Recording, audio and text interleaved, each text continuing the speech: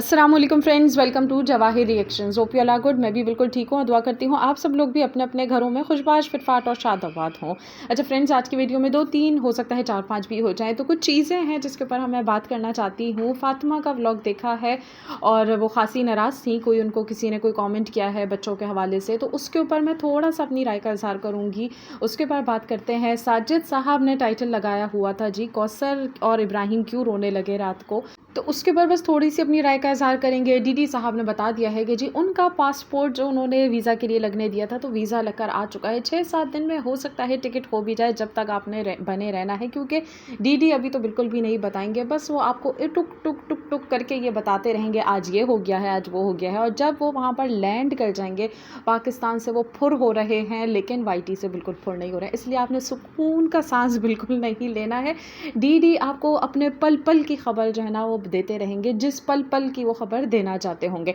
अच्छा, सितारा के ब्लॉग के ऊपर भी छोटा सा एक रिव्यू है, क्योंकि जाहिर सी बात है वो जो भी अपना एक इधर उधर के क्लिप्स जमा करके और अपनी जो भी आप कंपाइल अप करके व्लॉग बना देती हैं, क्योंकि उनकी ऑडियंस चाहती है कि वो अपना एक कोई व्लॉग जो है वो उनके साथ ज़रूर शेयर करें। तो सितारा फ़िलहाल जो अपने बिज़नेस में ही बिज़ी हैं, तो उसी से ही रिलेटेड वो अपडेट्स वगैरह दे रही होती है, अपने शूट का बता रही थी। उसके ऊपर बस थोड़ी सी अपनी राय का इज़हार करेंगे। उससे पहले मैं थोड़ी सी बात करना चाहती हूँ रमज़ान के हवाले से। मैं तो सच में इनके कोई व्लॉग्स वगैरह देखती ही नहीं हूँ, जस्ट कभी कभार कोई किसी के थंबनेल्स देख लेते हैं या कभी किसी का एक आध सीन देख लेते हैं और उसी के मुताबिक ही अपना जो भी छोटा मोटा सा होता है रिव्यू बना देते हैं। जबकि सच अगर बताएं तो इस ख़ानदान से, इस कंट्रोवर्सी से, इन सारे तमाशों से ना पीछा छुड़ाना चाहते हैं, लेकिन कहीं ना कहीं घूम फिर कर हम इन्हीं के ऊपर बात करने लग जाते हैं। लेकिन कल जब मैंने रमज़ान का व्लॉग देखा है थोड़ा सा, जिसमें वो अनीता बने हैं और उनकी प्रेगनेंसी को लेकर उन्होंने जो यहाँ पे हुड़दंगा बना मचाया है, क्या तमाशे उन्होंने लगाए हैं और जो भी उन्होंने डिलीवरी सीन यहाँ पर करके दिखाने की कोशिश करी है, सच में मुझे देखकर इतना ज़्यादा गुस्सा आ रहा था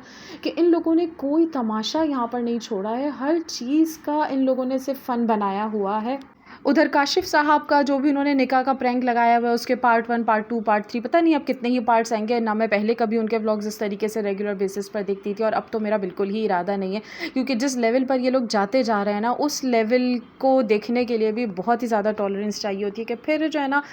सच में बहुत ज़्यादा कंट्रोल करना हमारे लिए मुश्किल हो जाता है, क्योंकि हमने अपना इमेज जो है ना यहाँ पर थोड़ा सा बनाने की कोशिश करी है, लेकिन जब दिमाग घूमता है और इनकी ये वाली हरकतें देखते हैं तो सच में मुँह में बहुत कुछ आता है, बस रोक ही जाते हैं। और रमज़ान का जब मैंने तमाशा देखा है, उसके बाद तो सच में बहुत ही ज़्यादा मुझे हैरत हुई और मैं ये सोच रही थी कि ये वो शख्स है जो सितारा के घर में इतने अरसे रहा है, जिसके साथ सितारा इतना कंफर्टेबली अपने बच्चों को छोड़ के चली जाती थी। तो सच में मुझे बहुत ज़्यादा हैरत हुई और मैंने कहा ये शख्स तो कहीं से भी ट्रस्ट के काबिल नहीं है, जिसकी जहनी हालत इस तरीके की है कि वो किसी भी किस्म का कंटेंट बनाने में कुछ नहीं चूक रहा है। और हत्ता कि मतलब उनके बड़े अनीता भी उनके साथ शामिल हैं और शायद उनकी वालदा भी शामिल थी।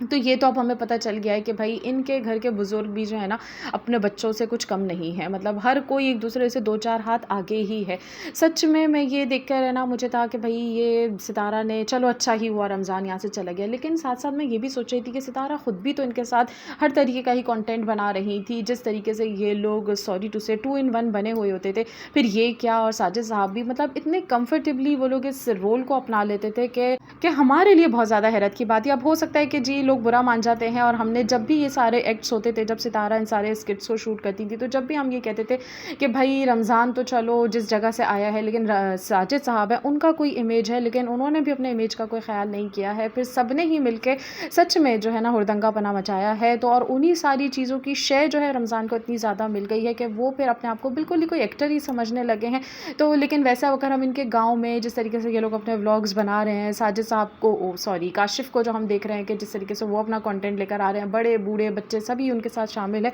तो ये ख़ानदान ही जो है ना नौटंकी वाला ही है। यहाँ पर कोई बाय प्रोफेशन ये सारी चीज़ें कर रहा होता है, जैसे रईस अनवर हैं, उनका सुना था कि भाई वो भी इसी तरह ड्रामों में काम करते थे, जो जिस लेवल का भी ड्रामा होगा उसके ऊपर क्या ही बात करें। लेकिन अब जो हम इन लोगों को देखते हैं तो ऐसा लगता है कि भाई हर बंदा ही फिल्म है और कुछ ज़्यादा ही बड़ी फिल्म है। लिटरली देख कर है ना मुझे बहुत ही ज़्यादा हैरत हुई और मैं ये देख रही थी कि हम तो इनको सिर्फ कैमरा के थ्रू ही देख रहे हैं ना, तो क्या सितारा, साजिद वो अपने गाँव के लोगों का मिजाज नहीं जानते हैं, इन लोगों की हरकतें नहीं जानते, उसके बावजूद अगर वो इन्हीं लोगों के साथ ही घुलना-मिलना पसंद करते हैं, अपने बच्चों के लिए इन लोगों के ऊपर ट्रस्ट करते हैं, अपने घर में ऐसे लोगों को रखना सेफ़ समझते हैं अपने बच्चों के लिए, तो लिटरली हमारे पास तो कोई लफ्ज़ हैं ही नहीं कि हम किसी को क्या ही समझाएँगे और क्या ही दिखाना की कोशिश करेंगे, क्या ही उन लोगों को गाइड करेंगे कि भाई ये क्या चीज़ सही है, क्या चीज़ सही नहीं है। मतलब मैं जो ये तमाशे रोज़-बरोज़ देखती चली जा रही हूँ ना, उसके बाद तो अपना आप सच में फूल ही लगने लगा है कि हम किसको समझा रहे हैं, कैसे समझा रहे हैं और क्या ही समझा लेंगे हम। और आज के दिन में जब सितारा के ब्लॉग में आयत ने वो जो एक कैट वॉक करके छोटी-सी दिखाई है, बज़ाहिर देखने में बच्चों की शरारतें होती हैं, लेकिन हम बच्चों को घर में क्या माहौल दे रहे हैं, वो सीख क्या रहे हैं, ये चीज़ बहुत ज़्यादा मैटर करती है। वो जब चलते हुए आई और उसने दुपट्टा फेंका, सितारा बहुत ही ज़्यादा हैप्पी थी कि वाओ! मतलब तुम जो है वो फ़ैशन का जलवा करके दिखा रही हो। तो ज़ाहिर-सी बात है, अगर बच्चे अपने आस-पास ये सारी चीज़ें करते हुए सबको देखेंगे और करने वाले आपके पेरेंट्स होंगे और बाकी आस-पास के आपके रिश्तेदार ही होंगे, तो अगेन बस क्या बोलूँ। चलिए जी, सितारा के व्लॉग की अगर थोड़ी-सी बात कर लें, सितारा अपने बिज़नेस के हवाले से जो भी चीज़ें यहाँ पर शेयर कर रही हैं, उनके व्लॉग्स प्रॉपर तो डेली रूटीन के हिसाब से कुछ भी नहीं आ रहे हैं, जस्ट वो इधर-उधर से क्लिप्स अपने कलेक्ट करके और यहाँ पर शो कर देती हैं। तो इसके लिए वो खुद भी कह चुकी हैं कि मैं प्रॉपरली अपनी रूटीन को शूट नहीं कर पा रही हूँ, बच्चों के हवाले से भी और जो भी काम का उनके ऊपर बर्डन है, और साथ ही वो शूट की भी तैयारी कर रही थी। तो हम यही सोच रहे थे, अब देखते हैं कि सितारा का कब होता है शूट, क्योंकि काफ़ी दिनों से हम शूट की तैयारियाँ ही देख रहे हैं। कभी बैग्स निकल रहे होते हैं, कभी जो उससे रिलेटेड मतलब चीज़ें इधर-उधर हो रही होती हैं, और भी चीज़ें सितारा बता रही थी। लेकिन फाइनली आज के दिन में सितारा का शूट हो गया है, तो all the best wishes for her. क्योंकि कोई अपना कुछ भी काम कर रहा हो अपनी तरफ से, तो वो बेस्ट ही करने की कोशिश करता है। तो अल्लाह उन सबको कामयाब करे कि जो जिस नीयत से अपना काम कर रहा है, अल्लाह उनको उनकी नीयत के मुताबिक जो है उनका सिला दे। लेकिन सितारा ने आज के दिन में बताया कि जी, कल के दिन में जो उन्होंने पूरा अपना ज्वेलरी कलेक्शन निकाला था, लेकिन आज वो इतना ज़्यादा परेशान हो गई थी क्योंकि सूट का दुपट्टा उनका नहीं था और उसको लेकर वो स्ट्रेस में आ गई थी। क्योंकि ज़ाहिर-सी बात है, जहाँ पर आप जगह लेते हैं तो उसका भी आपको पे करना पड़ता है। तो सितारा ने कहा, मुझे एक ये भी टेंशन थी कि बस उस टाइम में मेरा सारा काम हो जाए, और उसी चक्कर में वो अपनी ज्वेलरी को भी प्रॉपर्ली यूज़ नहीं कर सकी। मतलब वो सारा कलेक्शन जो है वो लेकर जो गई होंगी, लेकिन उनको पहनने का याद नहीं रहा या मौका नहीं मिला है। तो इन सारी चीज़ों को देखकर हम अगेन यही कहते हैं कि आप अपने चैनल को लेकर भी उस तरीके से प्रोफेशनल नहीं हुए। जैसे-जैसे आपका चैनल बढ़ता रहा, हर किसी ने आपको यही सजेशन दी कि आप अपनी पीआर टीम रखो, आप अपने साथ कोई असिस्टेंट रखो, जिसको आपने यहाँ वाईटी पर एटलीस्ट नहीं आप दिखाओ, लेकिन आप किसी न किसी को अपने लिए अपने साथ रखें। और जब अगर आप अपना बिज़नेस स्टार्ट कर रहे हैं, तो उसमें तो आपको बहुत ही ज़्यादा ज़रूरत होती है। और अगर जस्ट आप अपने हस्बैंड के ऊपर या खुद अपने ही चीज़ों के ऊपर आप रिलाई करते रहेंगे, तो कहीं न कहीं फिर आपसे है ना चीज़ें भूलने भी लगती हैं, क्योंकि नॉर्मल नेचर है, आपका दिमाग इतनी जगह चल रहा होता है, आप चीज़ें भूल भी जाते हैं। तो उसके लिए बेस्ट यही है कि जब तक अगर आप कोई असिस्टेंट नहीं रख रहे, कोई नोटबुक अपने पास रखें, जिसमें आप अपने जो आपके टास्क हैं, जो आपको काम करना है, जो आपने चीज़ें कर ली हैं, वो सारी चीज़ें आप नोट डाउन करते रहें। तो ये भी एक बेस्ट है कि जब तक आप अकेले अपने काम को लेकर चल रहे हैं। लेकिन ओवरऑल सितारा ने यही कहा कि अपने ड्रेसेस वगैरह तो वो यहाँ पर नहीं दिखा सकती हैं, कि वो तो फिर ज़ाहिर सी बात है उनका जो भी पेज बनेगा। और कल के दिन के लिए सितारा ने कहा है कि जो भी छोटी-मोटी उनके पेज की या अपने ब्रांड की जो ओपनिंग होगी, वो कल के दिन में वो हमारे साथ शेयर करेंगी। तो चलें, फिर जब वो शेयर करेंगी तो फिर हम भी देख ही लेंगे। साजिद साहब ने बताया कि कौसर जो है वो डर गई है रात को, और इब्राहिम भी जो है ना रोने लगा क्योंकि कौसर रो रही थी। तो मुझे लिटरली सुनकर है ना थोड़ा कुछ अजीब सा लगा कि अगर कोई इतनी बड़ी कोई खातून है और वो सोते हुए डर गई हैं, तो ये कोई छोटी-मोटी बात नहीं है जिसको हम ऐसे ही लाइटर नोट पे ले लें, हाँ जी कोई मसला होगा, ये होगा, वो होगा। लेकिन डर जाना, और अगर आप वाक़ई इतनी कोई आप ज़ोर से ही रो रहे होंगे, जब भी वो बच्चा भी रोने लगा है, तो मेरा ख़्याल है कि इन सब चीज़ों को जो है ना सीरियसली देखना चाहिए, और नमाज की, कुरान की तो पाबंदी करनी ही चाहिए। पता नहीं अकेले थे या साजिद साहब उनके साथ थे, लेकिन दोनों ही सूरतों में ये चीज़ जो है ना बिल्कुल भी सही नहीं है। अच्छा, बोलते हैं नॉर्मली भी कि जैसे प्रेगनेंसी के बाद भी ख़वातीन के साथ बहुत सारी प्रॉब्लम्स होती हैं, हम लोग उन सारी चीज़ों को सीरियसली नहीं लेते हैं। लेकिन अगर हम अगेन बोलें एक रियलिस्टिक होकर के, कौसर जिस तरीके से अकेले ही रह रही होती हैं बज़ाहिर, और अगर मैं तो ये सोचती हूँ जिस दिन साजिद साहब सितारा के साथ होते हैं, उस घर में होते हैं, फर्स्ट घर में होते हैं, तो सेकंड घर में क्या कौसर बिल्कुल अकेली होती है उस छोटे से बच्चे के साथ। तो ये चीज़ें है ना बहुत वियर्ड लगती है। अब यहाँ पर जो लोग हैं जिनको अभी भी जो है ना कौसर के जुल्म ही नज़र आ रहे होते हैं, साजिद साहब जो है ना उनका झुकाव सिर्फ़ और सिर्फ कौसर की तरफ नज़र आ रहा होता है, तो कहीं ना कहीं थोड़ा सा रियलिस्टिक होकर वो भी ये सोचें। पहली, दूसरी, तीसरी हर चीज़ को भुला के कि वो कौन से नंबर की वाइफ़ है, लेकिन एक अकेली औरत इस तरीके से अगर छोटे बच्चे के साथ रह रही है, तो कहीं से भी वो सेफ़ भी बिल्कुल भी नहीं है। अच्छा, थोड़ी-सी बात बस मैं फ़ातिमा के हवाले से करना चाह रही थी, इनफैक्ट उनके रिएक्शन के हवाले से करना चाह रही थी। कल के दिन में उनकी वीडियो पर वो कमेंट मैंने भी पढ़ा था, आईडी का नाम मैं तो मेंशन नहीं करूँगी, फ़ातिमा ने मेंशन किया हुआ है। कुछ टाइम बाद वो कमेंट भी वहाँ से डिलीट था, लेकिन जो वो खातून थी, जो वो उनको कमेंट किया था उन्होंने, और वो यही कह रही थी कि जी नैना जो है वो धंधे पर जाती है, तो कब से जो है वो तुम्हारी भी, मतलब वो बच्चियों के हवाले से बोल रही थी, जो कि किसी भी तौर हम है ना उसको तो बिल्कुल भी सही नहीं बोलेंगे कि आपको किसी से कुछ भी हो, लेकिन बच्चों को खुदारा बीच में मत लाया करें। बहुत सारी चीज़ें हमें हद से ज़्यादा वियर्ड लगी होती हैं, लेकिन फिर भी आप माँ बाप को जो भी आपको कहना है कह लें, लेकिन बच्चों को खुदारा मत बीच में लाएं कि बच्चे मासूम हैं। और हमें बस है ना, बस मुझे कम से कम बहुत ही ज़्यादा डर लगता है कि बच्चों के हवाले से सच में नहीं बोलना चाहिए। लेकिन फ़ातिमा को फिर नीचे कमेंट्स में जो उसी कमेंट के नीचे जो रिप्लाईज़ आ रहे थे, उसमें कोई फ़ातिमा की फॉलोअर होंगी, उनकी वेल विशर होंगी या सब्सक्राइबर जो भी, उन्होंने उनको कहा कि कल के दिन में तुमने इस आईडी का नाम लेकर इसे बद्दुआ देनी है और इसको अच्छे से जवाब देना है। तो खैर फ़ातिमा ने कहा मैं बद्दुआ तो किसी को नहीं दूँगी, क्योंकि दुआ बद्दुआ सब कुछ खुद ही मतलब लगती है। और उनको भी यही बोल रही थी कि तुम जो आते हो, तुम लोग तो अपनी तरबियत शो करते हो, और नैना के लिए तुम ऐसे बोल रही हो, तो तुम्हें क्या पता, तुम वहाँ जाती हो, तुम क्या वहाँ पे मैनेजर हो जो तुम्हें ऐसी जगहों का पता है। तो फ़ातिमा, आप क्या वाक़ई इस दुनिया में नहीं रहती हैं, या आप अनजान बनने की कोशिश करती हैं? मैं उस आईडी की सारी बातों को बिल्कुल भी कोई नहीं सही बोलूँगी कि हाँ जी, किसी को भी कोई राइट है कि वो उठे और आपके ऊपर या आपके बच्चों के ऊपर सवाल उठाए। बात ये है, अगर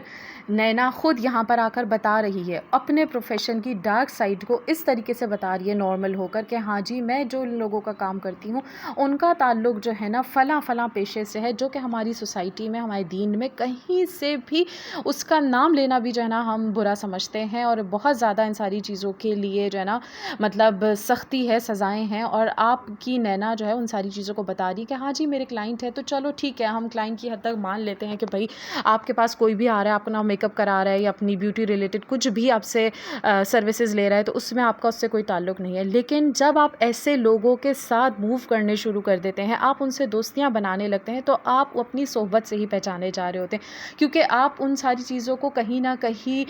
बुरा तो नहीं समझ रहे ना, जब भी तो आप ऐसी महफिलों में भी चले जाते हैं। तो आपका फ़ातिमा ये कहना कि आप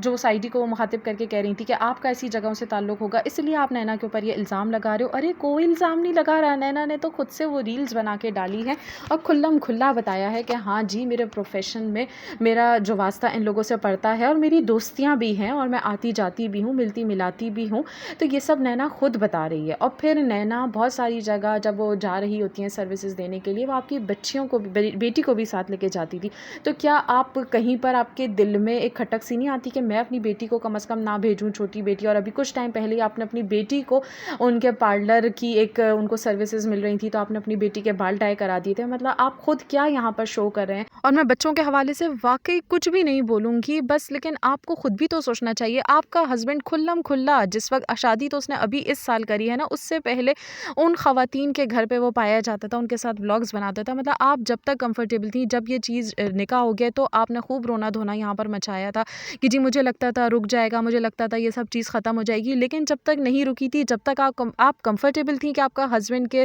ताल्लुकात किस तरीके के हैं, वो कहाँ पे क्यों किन खवातीन के घर जाता है, दिन मतलब कितने दिन वो वहाँ पर रहता है, मतलब आप लोगों के व्लॉग्स के थ्रू ही ये सारी चीज़ें पता चल रही होती हैं। फिर आप किस तरबियत और किन माहौल की आप बात कर रहे हैं, आप लोग देखिए तो कि आप लोग क्या शो कर रहे हैं। वो सारी गंदगी जिसका कोई नाम भी लेना पसंद नहीं करता है, वो आपके ख़ानदान के व्लॉग्स के थ्रू ही हमें पता चल रहा है कि अच्छा जी, ये इस ख़ानदान में कितनी बुराइयां हैं, कितनी चीज़ें हैं जो इनका इतनी नॉर्मल है, और इतने खुल्लम खुल्ला ये लोग बता रहे होते हैं, दिखा रहे होते हैं। इनको शर्म फिर भी नहीं आ रही होती, और बल्कि वाह वाह कर रहे होते हैं कि वाह वाह क्या अच्छा कंटेंट बना रहा है। अगर कोई दूसरी शादी को लेकर प्रैंक कर रहा है, उसके साथ बड़े बूढ़े सब ख़ानदान के शामिल हैं,